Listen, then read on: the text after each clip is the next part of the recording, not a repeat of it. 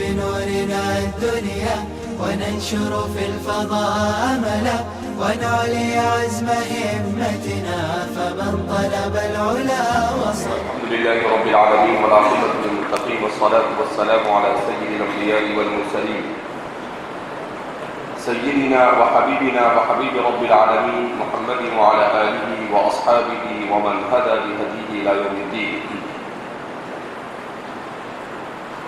اس سے قبل کتاب الجہاد کا تیسرا باب الدعاء بالجہاد والشہادة للرجال والنساء کے ذیل میں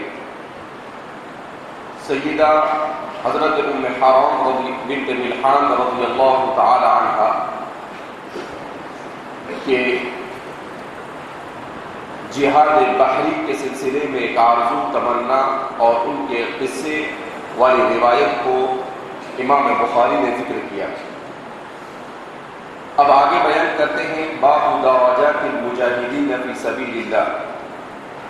یہ باب مجاہدین کے اللہ کے راستے میں درجات کے بیان میں.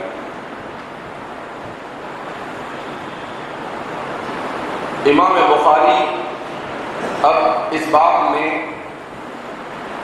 مجاہدین کے درجات کو بیان کر رہے ہیں کہ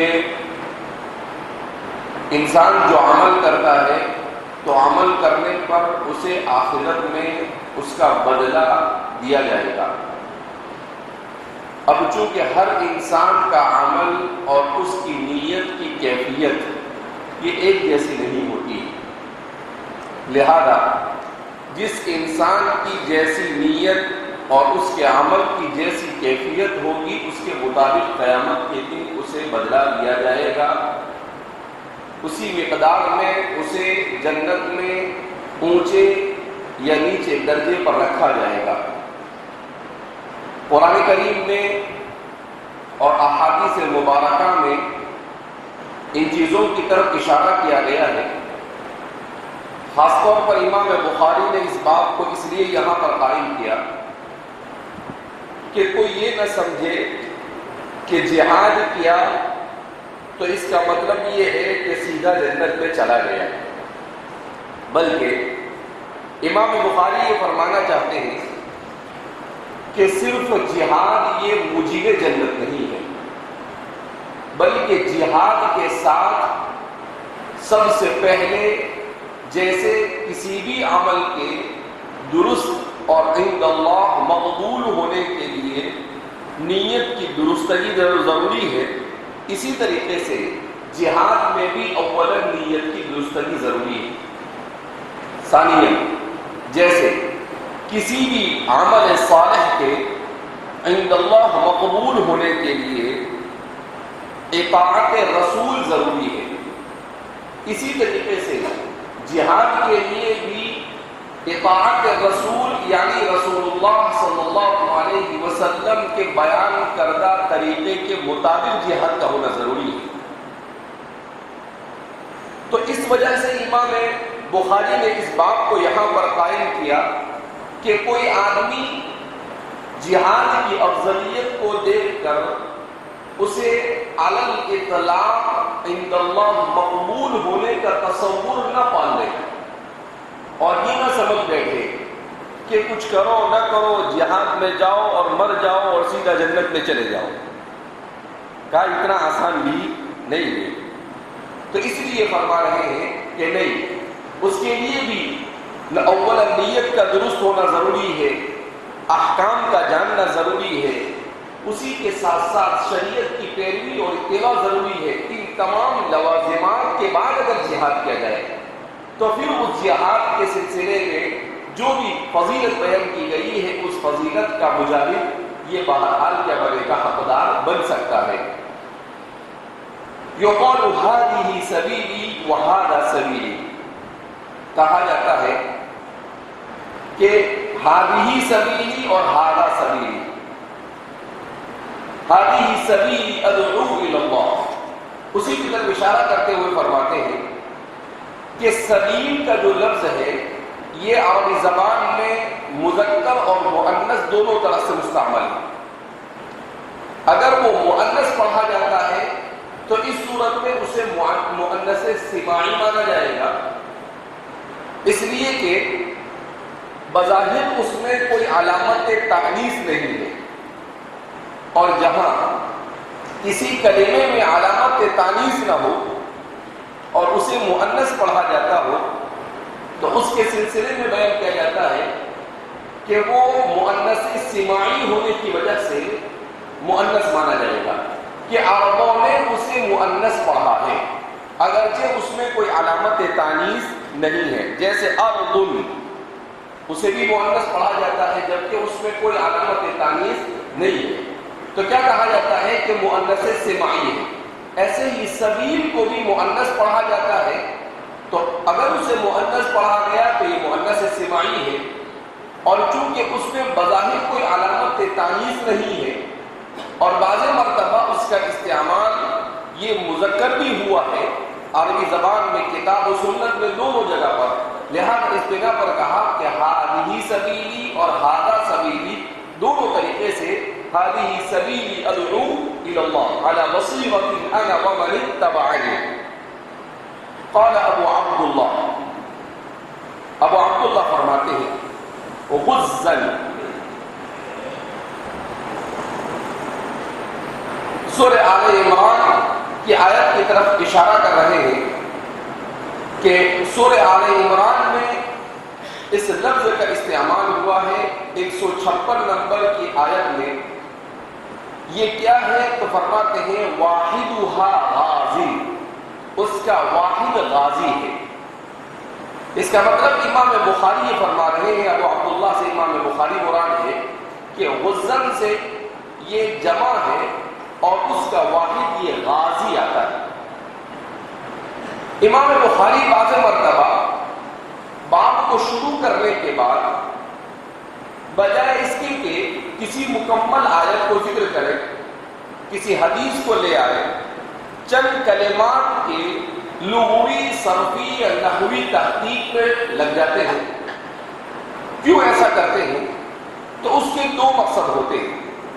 کبھی امام بخاری کوئی آیت مکمل ذکر کرنا نہیں چاہتے، البتہ اس آیت کی طرف اشارہ کرنا چاہتے ہیں، تو اس صورت میں اس آیت کے چند کلمات کے معنی لغوی، اس کے واحد تسنیہ یا جمع یا نحوی صرفی اعتبار سے کسی چیز کی طرف اشارہ کر دیتے ہیں جس کی کسی نہ کسی طرح سے بات سے مناسبت ہوتی ہے، تاکہ آدمی اس آیت کی طرف مراجعت کر کر اس کی تفسیر کو دیکھ لے، تو اس میں اس باب سے متعلق کوئی نہ کوئی مضمون وارد ہوگا جس سے وہ استفادہ کر لے۔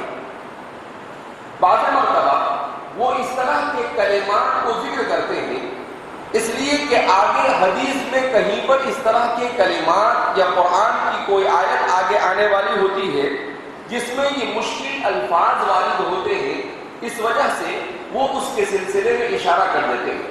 تو اس طرح سے ان دو مقاصد میں سے کسی ایک مقصد سے آپ بعض مفردات کی لغوی، صرفی یا نحوی تحقیق میں لگ جاتے ہیں۔ یہاں پر بھی آپ نے اسی کے پیش نظر یہ بیان کیا ہے۔ بہرحال غزہ کے معنی عربی زبان میں آتے ہیں الارادۃ، پھر اس کا استعمال الارادۃ للقتال، قتال کے ارادے سے اپنے گھر سے نکلنا، اس کے لیے ہونے لگا۔ پھر اس کے بعد اس کا استعمال اصطلاح شریعت میں اس شخص کے لیے ہونے لگا جو جہاد میں نکلے اور صحیح سالم اپنے گھر واپس آئے، تو پھر اس کا استعمال بعد میں چل کر اس معنی میں ہونے لگا۔ اس طریقے سے غزہ کے متعدد مراحل ہیں کہ وہ مطلق ارادے کے لیے پہلے استعمال ہوتا تھا، پھر زمانے جاہلیت میں اس کا استعمال ارادے قتال کے لیے ہونے لگا، اور اسلام میں اس کو ایک خاص اصطلاح کے طور پر استعمال کیا جانے لگا کہ جو جہاد میں جا کر شہید ہو جاتے اسے شہید کہا جاتا ہے، اور جو جہاد میں جا کر صحیح سالم اپنے گھر واپس لوٹ آئے تو اسے غازی کہا جاتا ہے۔ ہم درجات، سورہ آل عمران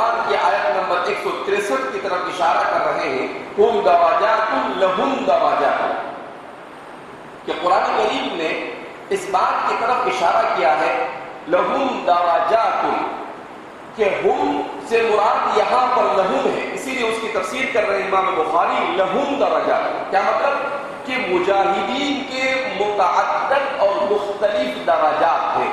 گویا کہ یہاں پر جو تنوین ہے وہ تنوین یا تو تنوع کو بیان کرنے کے لیے لائی گئی ہے یا عوض میں لائی گئی ہے، صفت کے عوض میں۔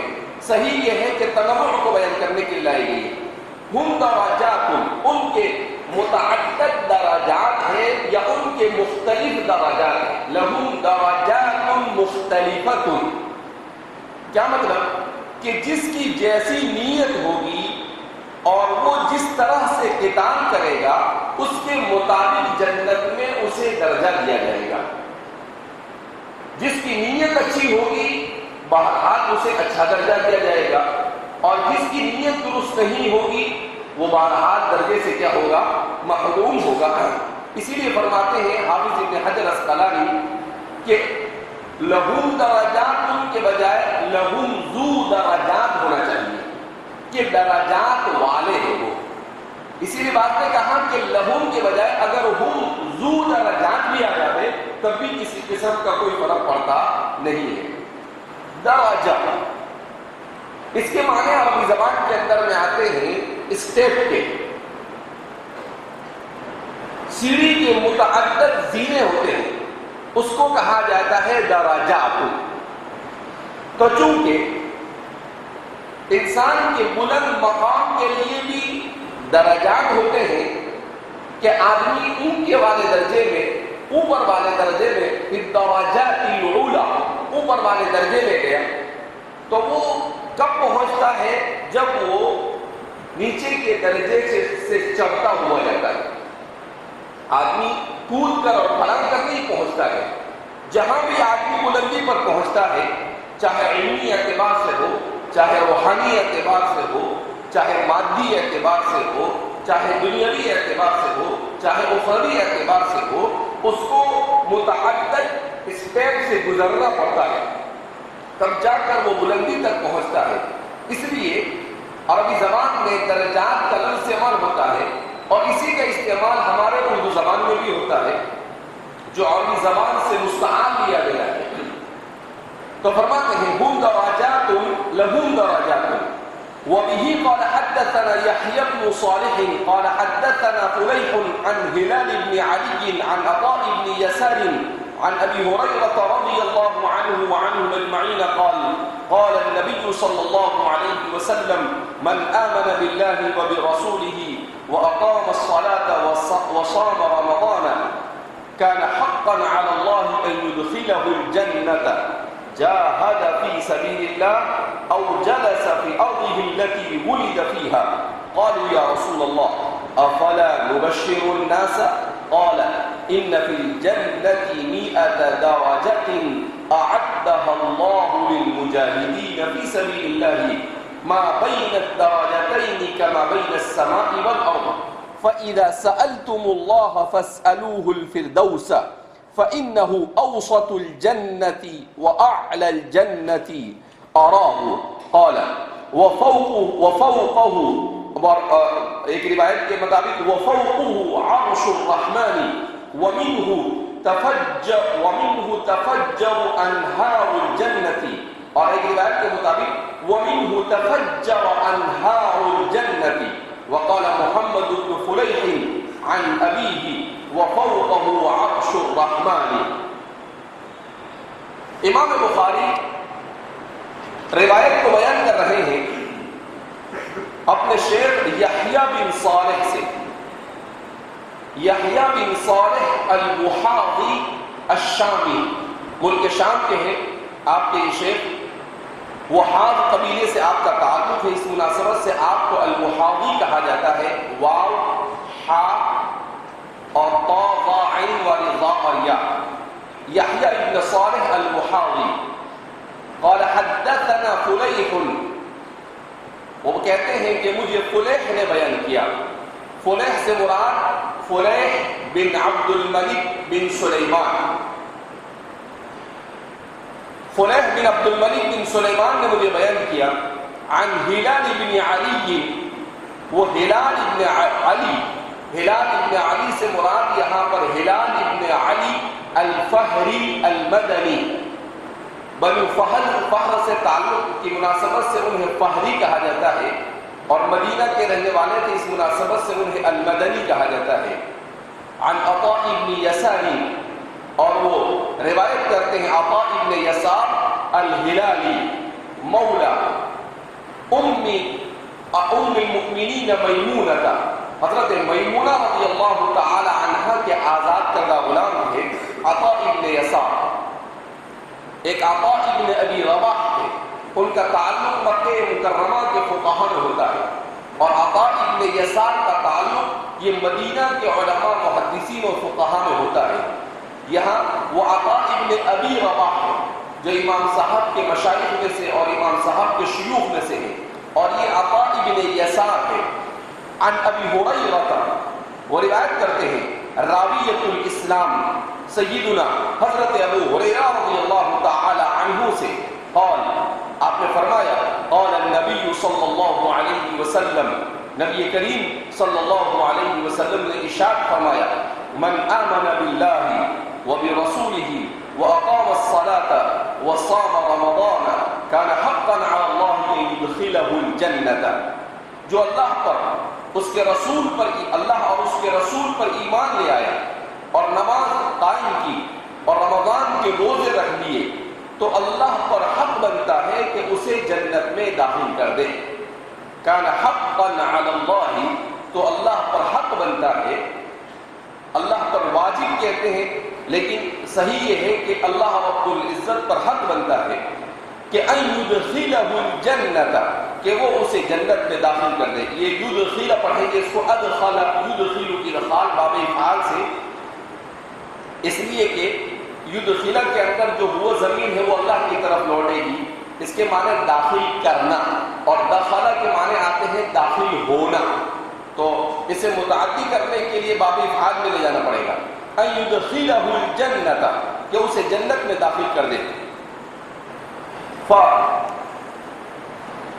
ان يدخله الجنة جاهد في سبيل الله او جلس في ارضه التي ولد فيها، چاہے وہ اللہ کے راستے میں جہاد کرے یا اس زمین میں ٹھہرا رہے، اس زمین پر رکا رہے جہاں پر وہ پیدا ہوا۔ اللہ کے رسول صلی اللہ علیہ وسلم نے مومن کی فضیلت کو بیان کیا کہ ایک مرتبہ آدمی مومن بن جائے، ایمان کامل بنا لے اور اعمال صالحہ کا زندگی میں عادی بن جائے، نماز، روزہ، زکوٰۃ، ان چیزوں کا، تو فرماتے ہیں کہ اس کے لیے آخرت کی کامیابی لازم ہو جاتی ہے۔ اللہ کے رسول صلی اللہ علیہ وسلم کے اس فرمان کو سن کر صحابہ خوش ہو گئے۔ صحابہ نے کہا کہ بہت اچھا ہے۔ تو صحابہ نے کہا کہ جہاد نہ کرے اور اپنی جگہ پر بیٹھا رہے تب بھی وہ جنت میں چلا جائے گا، کیونکہ صحابہ یہ جنت کے حریص تھے، جنت سے زیادہ اللہ کی رضامندی کے قائل تھے، جنت سے زیادہ ان کے یہاں پر رضائے الہی کی اہمیت تھی۔ سیدنا حضرت عمر فاروق رضی اللہ تعالیٰ عنہ کے سلسلے میں بیان کیا جاتا ہے کہ وہ ایک دن کثرت سے رونے لگے۔ کسی نے پوچھا آپ کیوں رو رہے ہو؟ اللہ کے رسول نے تو آپ کو جنت کی بشارت دے دی ہے، عشر مبشرہ میں سے اور آپ کے بارے میں لو کان بعدی نبی اور کیا کیا فضیلتیں بیان کی گئی ہے۔ تو حضرت عمر نے عجیب جواب دیا۔ حضرت عمر نے کہا کہ کل قیامت کے دن اگر اللہ رب العزت یہ اعلان کرے گا کہ سارے لوگوں کو میں جہنم میں ڈالوں گا، صرف ایک کو جنت میں ڈالوں گا، تو مجھے امید ہوگی کہ ہو سکتا ہے وہ ایک میں ہو۔ اور اگر اللہ یہ اعلان کرے کہ سارے لوگ جنت میں جائیں گے اور صرف ایک جہنم میں جائے گا، تو مجھے یہ ڈر لگا رہے گا کہ کہیں میں تو نہیں ہوں جسے جہنم میں ڈالا جائے۔